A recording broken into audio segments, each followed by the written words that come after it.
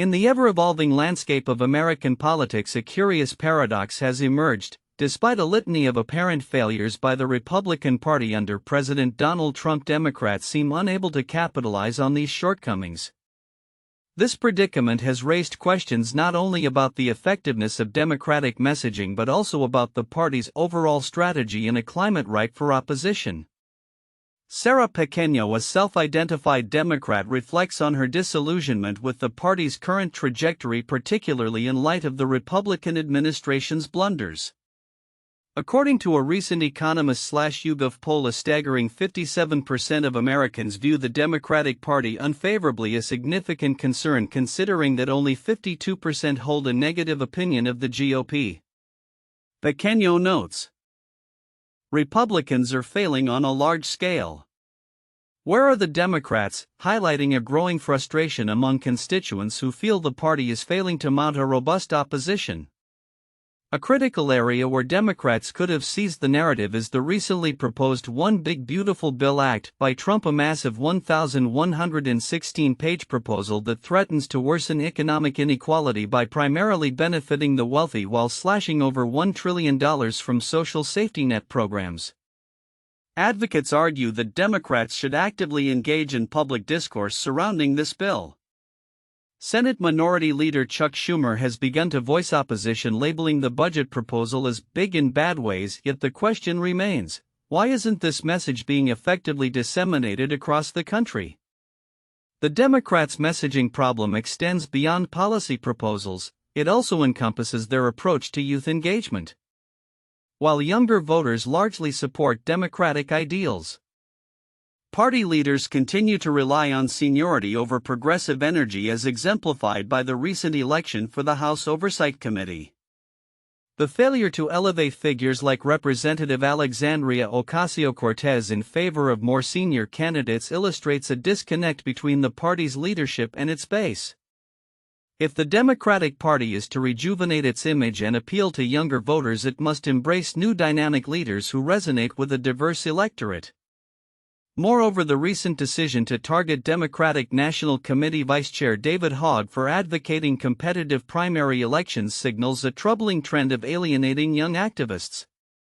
Instead of fostering a culture of inclusivity and innovation, the party's leadership appears to be entrenched in outdated practices, dismissing the voices of the very constituents who could energize their campaigns.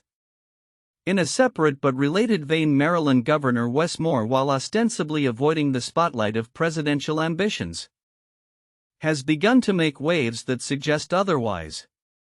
His recent appearances at key Democratic events in South Carolina, an early primary state vital for any presidential hopeful, have garnered attention and speculation. At a fish fry hosted by Congressman Jim Clyburn, Moore delivered an impassioned plea for urgency in countering Trump's policies. His charisma and relatability have struck a chord with attendees, expressing hope for his future in national politics. Moore's strategic moves, such as participating in a series of high-profile speaking engagements, reflect a growing trend among potential Democratic candidates to stay relevant in the minds of voters as the 2028 election cycle approaches.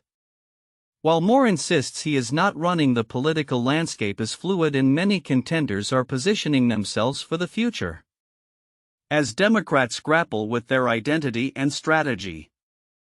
The urgency for change is palpable. The party must not only refine its messaging but also embrace a new generation of leaders who can connect with and galvanize voters. Failure to adapt may result in further erosion of public support, leaving them unable to effectively challenge the current administration. In conclusion, the Democratic Party stands at a crossroads. With crucial elections on the horizon, the imperative to pivot toward a more responsive and inclusive strategy has never been clearer. As the political landscape shifts, the actions taken by party leaders today will undoubtedly shape the narrative of tomorrow. The question remains, will Democrats rise to the occasion or continue to stumble in the shadows of their Republican counterparts, in a political landscape fraught with discord and dissatisfaction? The question arises, why aren't Democrats capitalizing on the evident failures of the Republican Party? Despite a series of missteps by the GOP under President Donald Trump's administration, the Democratic Party struggles to communicate its vision effectively and engage the electorate. This disconnection is concerning, especially as public sentiment reveals a growing desire for government action to address pressing issues. Recent polling conducted by CNN indicates that a record number of Americans, 58%, believe the government should be doing more to tackle the nation's challenges. However, this sentiment is accompanied by a notable skepticism toward both major political parties. Over 40% of respondents expressed doubts about the effectiveness and leadership of Democrats and Republicans alike, with many saying neither party can get things done. This ambivalence presents an opportunity for the Democrats, yet they seem ill-prepared to seize it. According to an Economist/YouGov poll, while perceptions of the Democratic Party remain low, with 57% of Americans holding an unfavorable view, Republicans are not faring much better, as 52% of respondents view the GOP negatively. The public is disillusioned not just with the parties but with the political system as a whole, leading to a call for stronger, more effective governance. Yet even amidst this climate of discontent, the Democrats are failing to articulate a coherent counter-narrative to the ongoing Republican policies that many perceive as harmful.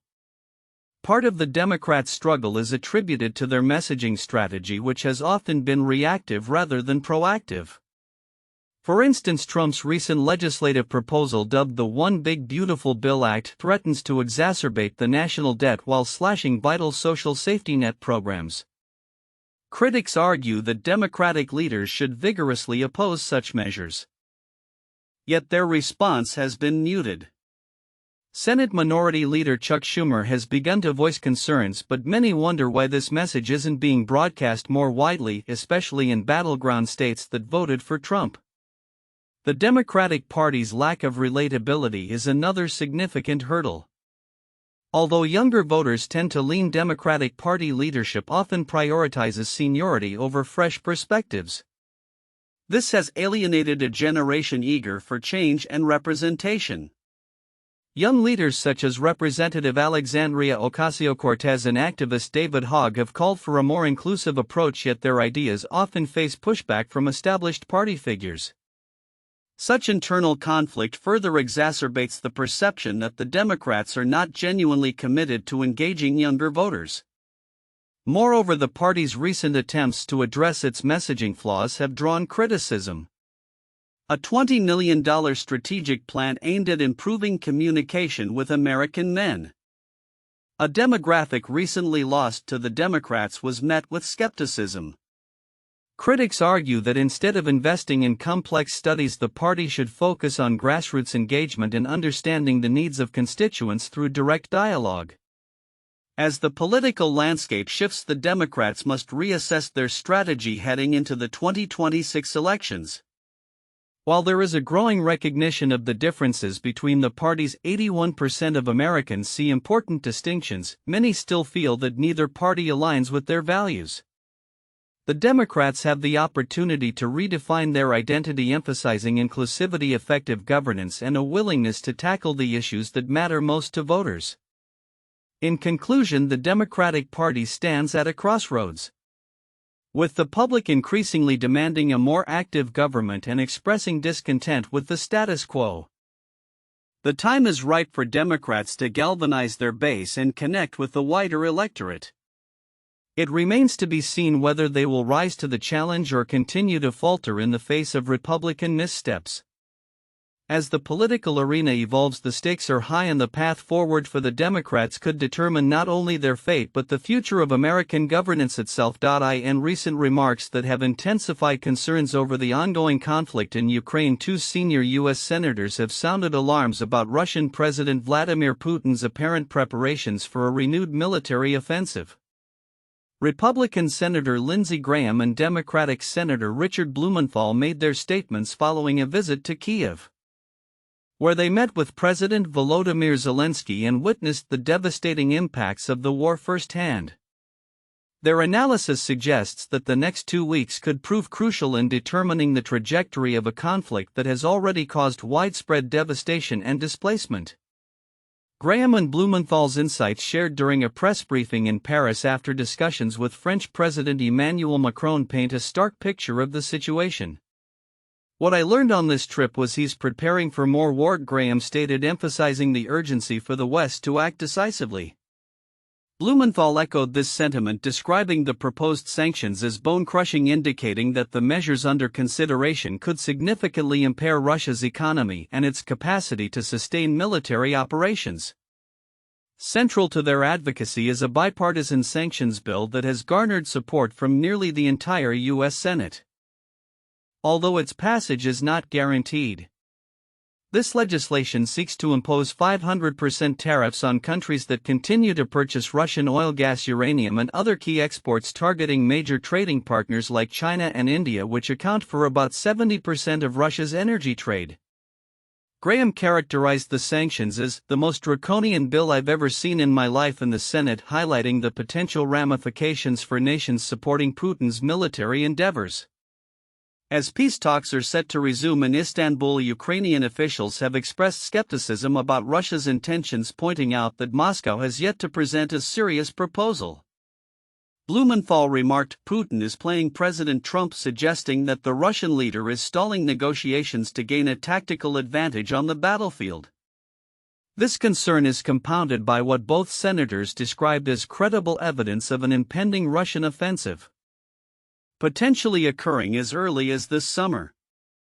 The human toll of the war remains a significant aspect of their discussions. In Kiev, Graham noted the harrowing statistic of nearly 20,000 Ukrainian children reported as forcibly deported to Russia, framing their return as a matter of justice rather than mere diplomacy. Blumenthal recounted his emotional visit to mass graves in Bucha, where civilians were executed, underscoring the moral imperative to act swiftly against Russian aggression. "Putin is a thug. He's a murderer," he asserted, reflecting the urgency felt by many in the international community. Both senators warned that inaction could draw the U.S. deeper into the conflict. Blumenthal cautioned that if Putin is not stopped in Ukraine, NATO obligations could eventually compel American troops to engage in direct combat. Following their meeting with Macron, the senators expressed optimism that Europe is prepared to adopt a firmer stance against Russia. The coming weeks will be pivotal as Ukrainian military leaders are scheduled to brief Congress and the sanctions bill moves toward a potential vote. With Trump's endorsement of the sanctions still uncertain, Graham conveyed a sense of urgency. President Trump said we'll know in 2 weeks whether he's being strung along. The unfolding situation not only poses immediate challenges but also has wider implications for global security and the geopolitical landscape in Europe. As the Senate prepares to deliberate on the proposed sanctions and the world watches the developments in Istanbul, the actions taken now could shape the future of not just Ukraine but the broader international order in the face of authoritarian aggression. The outcome of these discussions and potential measures against Russia will likely resonate well beyond the immediate conflict, affecting global alliances and economic relations for years to come. In a moment that blended personal inspiration with a touch of political significance, U.S. Representative Scott Perry delivered the commencement address at Upper Dauphin High School on Friday night, marking a brief respite from the often contentious atmosphere of Washington, D.C. Known for his polarizing views on fiscal policy and election integrity, Perry's speech took a surprisingly uplifting turn as he shared his journey from humble beginnings to a prominent political figure. Perry, a 7-term congressman representing Pennsylvania, recounted his upbringing in a single-parent household where financial struggles often left him feeling out of place among his peers. "We didn't have most of the things that the other kids in school had," he reminisced, connecting with the graduates on a personal level. His narrative offered a glimpse into how he overcame adversity, transforming expectations of failure into a driving force for success. "I know and I believe that you are bigger and better than you think you are," he told the class of 2025, urging them to embrace their potential and seize opportunities as they transition into adulthood. The selection of Perry as the keynote speaker was made by the students themselves, reflecting a desire for an address that would resonate with their diverse experiences. Class President Dakota Bush articulated this sentiment, noting Perry's work ethic and the inspirational message he could convey. Although some critics voiced discontent on social media suggesting a protest against Perry's attendance, the event remained largely focused on the graduates and their futures. During his address, Perry emphasized the importance of resilience and taking risks, advising the graduates to remain open to change. He alluded to future advancements such as driverless cars and artificial intelligence, while encouraging them to identify their unique gifts. You have multiple, almost endless opportunities to decide who you are, what your gift is, what you want to do with it, he urged, framing graduation as a pivotal moment in their lives. As the House of Representatives prepares to reconvene next week after a Memorial Day recess, Perry's graduation speech serves as a reminder of the human stories often overshadowed by political disagreements. His focus on personal growth and academic achievement stands in contrast to the ongoing political battles in Washington, where discussions about fiscal policy and government spending continue to spark division among lawmakers.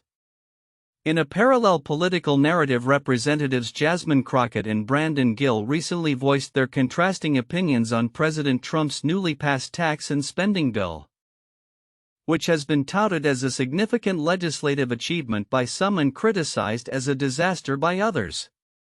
The bill, which extends tax cuts from the Trump administration and includes controversial provisions like cuts to Medicaid and SNAP, has stirred passionate debate on both sides of the aisle.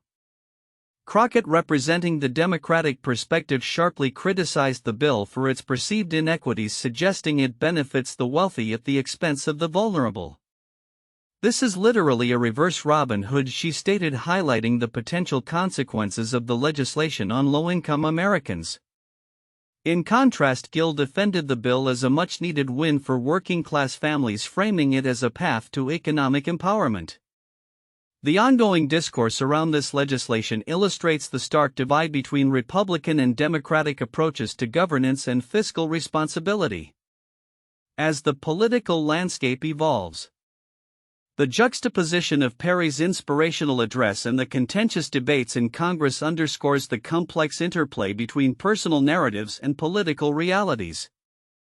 With the Senate now reviewing the contentious bill and an upcoming vote for leadership positions within the House, the coming weeks will likely reveal how these dynamics continue to shape American politics. The graduates of Upper Dauphin High School, meanwhile, carry forward the lessons of perseverance and opportunity, embodying the future that both Perry and the nation are striving to build. In a legislative move that has raised eyebrows and sparked intense debate, a provision included in a recent House bill threatens to significantly undermine the enforcement of court rulings against President Donald Trump's policies. This provision mandates that litigants must post a bond before any judicial order can be enforced, creating a formidable barrier to holding the Trump administration accountable in the courts. The controversy centers around the fact that judges have blocked Trump's policies in 180 cases, which could all be affected if the Senate votes to approve this provision. The measure has been described by legal experts as a $1 trillion barrier to justice, highlighting its potential to prevent courts from enforcing their rulings effectively. Currently, judges have the authority to hold government officials in contempt for disregarding court orders, but the new requirement for a bond could render this enforcement mechanism ineffective. Eric Cashton, senior legal counsel for the Campaign Legal Center, emphasized the implications of this provision, stating, "What this provision would do is say that actually no court of the United States could enforce an injunction or restraining order using their contempt authority." If passed, this legislation would require judges to determine appropriate bond amounts for litigants, which could take considerable time and resources. Historically, judges have waived bond requirements in cases involving government disputes focusing on policy rather than financial damage. The provision echoes a memo signed by Trump in March, which directed the Justice Department to seek bonds in all cases where judges blocked Trump's policies. This move has been met with resistance even among some Republicans, with Representative Mike Flood of Nebraska expressing his lack of awareness regarding the provision and urging its removal during a town hall meeting. He stated, "I do not agree with that section that was added to that bill," underscoring the confusion surrounding the provision's implications. Legal experts argue that the requirement for bonds could effectively bar many individuals, especially marginalized communities, from accessing the court system.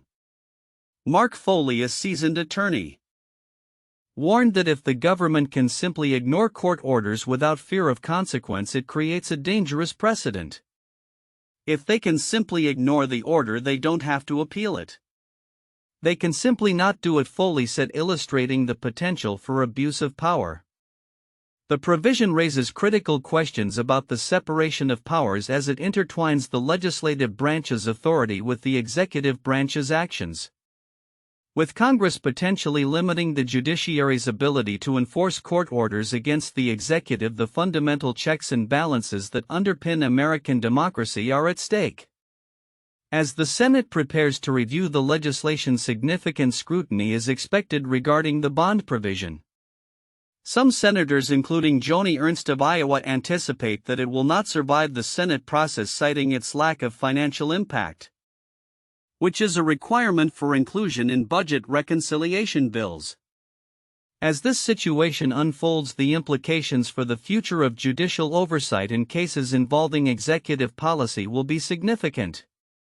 Legal analysts and citizens alike will be watching closely to see whether the Senate will uphold the integrity of the judicial system or acquiesce to the demands of an executive branch seeking to minimize accountability.